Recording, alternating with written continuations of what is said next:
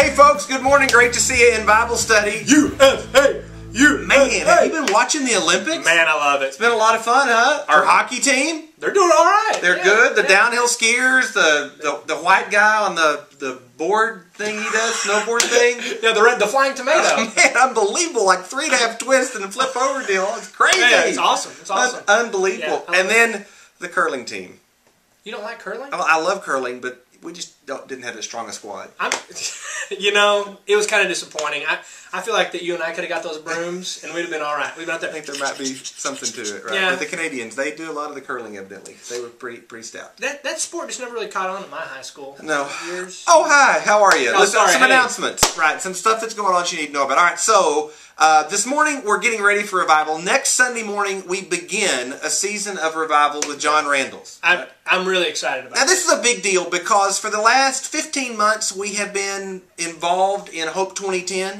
We've kind of pulled out all the stops and trying to reach out to our community and our county. As of this morning, and that's before what happens in worship today. That's right. There are 78 people 78. have been baptized through our church through Hope 2010. That's a lot of people. That's incredible. Some of you that are listening, way to go. We're glad to have you as part of the church family. And so this revival is kind of our last opportunity to wrap those things up. I mean, it is possible. A year and a half ago, we talked about a goal of maybe 100 people would come to Christ through Hope 2010, and that just sounded like That's crazy. that'll never happen. Okay, but here we are, and I mean, it could happen. It's pretty close.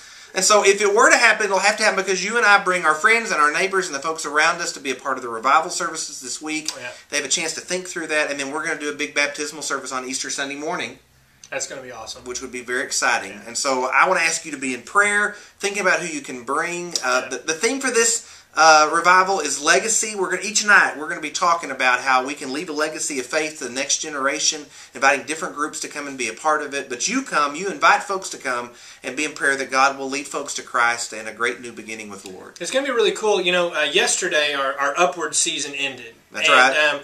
Now we have one more Upward event left. It's our Upward Award ceremony. But this is the sort of thing that if you're a parent who doesn't go to church anywhere, your child has participated in Upward, then you're looking around going, this is a good culture. I'd like my child to be a part of it.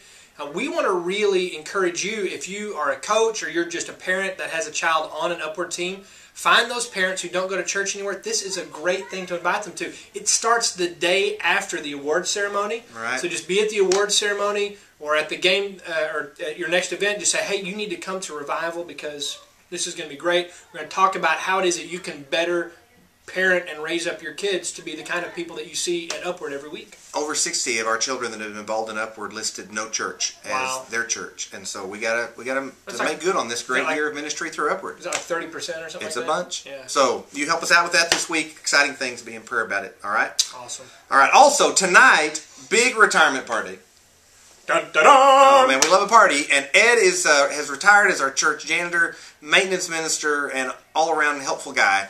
And we're sad to see him go, but we want to celebrate him tonight. And that's going to happen at 6:30. Worship service at 6. We're going to pray for the revival. And then at 6:30, we'll move to Fellowship Hall and we'll celebrate Ed. Please come and be a part of that. Ed, we love you, and we're excited to throw a party for you tonight. And so, everybody, make sure that you're there. It's going to be great. All right. Those are the big things that are going on in our church. You can read the rest in the bulletin this morning. I'm glad you're in worship. Be in prayer for revival. Do and be a part of it.